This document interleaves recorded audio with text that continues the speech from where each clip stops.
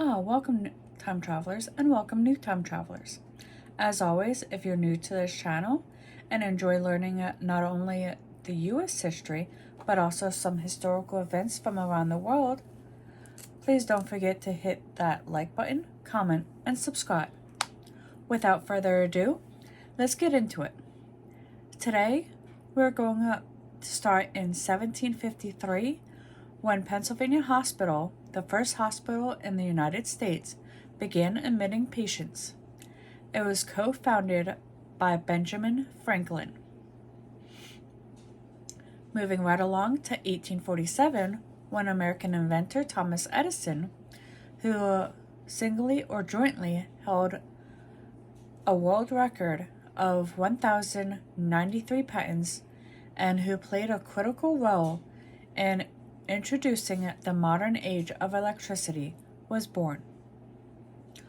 On this day in 1858, in Lourdes, France, 14-year-old Bernadette Soubirous, a miller's daughter, first had visions of the Virgin Mary that were authenticated by Pope Pius IX in 1862,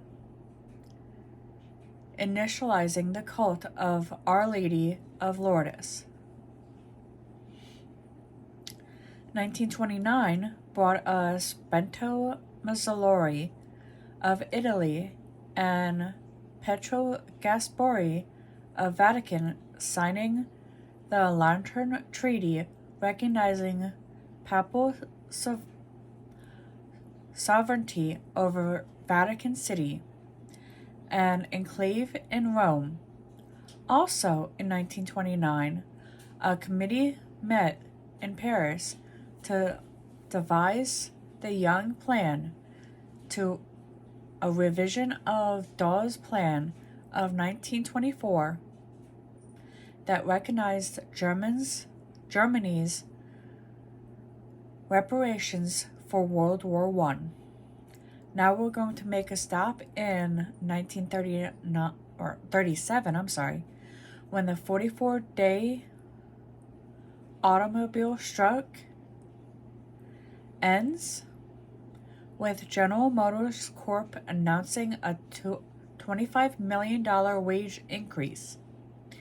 Terms of the agreement include recognition of the United Automobile Workers as the bargaining agent for its members, no discrimination against union members by the company, union agreement of call off the strikes and evacuate plants, and the start of a bargaining concerning working conditions. In 1945, the Yalta Conference between the Allied leaders of World War II came to a close. Now, if you watched my vlog about the World War II bunkers, then you can imagine what some of the U.S. soldiers would have gone through for a few months when those bunkers were active in 1941. Or I forget exactly when they were active when the U.S. government bought them. I think it was in 41, 42, somewhere around there. And that actually was the only one in Pennsylvania where they had bunkers. Not entirely sure, but what we found was that there was roughly 150 bunkers. We came across like 2 or 3 that were inaccessible to us because of them being closed. Anyway, 1963 is when the US, UK, and USSR recognized the new government of Iraq. On this day in 1964, Sarah Palin, who, as John McCain's running mate in the 2008 U.S. presidential election, was the first woman to appear on the Republican presidential ticket was born. In 1969, brought us two events. The first event was the American actress Jennifer Aniston was born. She achieved stardom in the popular television series or sitcom Friends from 1994 to 2004 and launched a successful film career. And the second event is when the Israeli Knesset defeated a no-confidence motion against the government of Prime Minister Levi Eshkol. Moving forward in the history timeline to 1975, when British politician Margaret Thatcher was elected leader of the Conservative Party, replacing Edward Heath. She became Europe's first woman prime minister in 1979. Now, in 1989, the Reverend Barbara Harris of the Protestant Episcopal Church became the first female bishop in the Anglican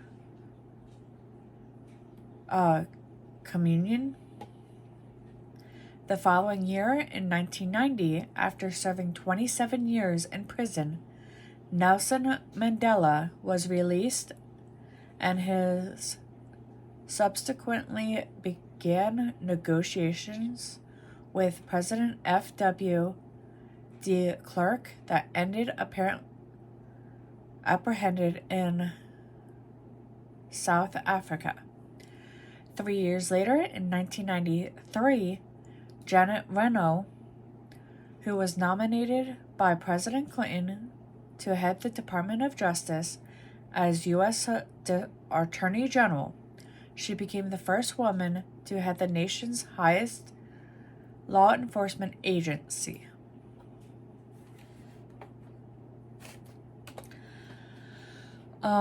Moving on to this century, in 2002, the World Wildlife Fund, Mexico, releases information that 74% of the monarch butterflies in one colony and 80% of another were killed by a storm in mid-January, and the largest die-off of migrating butterflies ever seen. 2006, European officials reported that H5N1, also known as the Asian flu, H5N1 Asian flu, has found in swans, in Italy, Greece, and Bulgaria. Its first appearance in Europe, in the European Union. And I think that right around that time is when I also got H1N1 vaccine for that. Or something similar to that.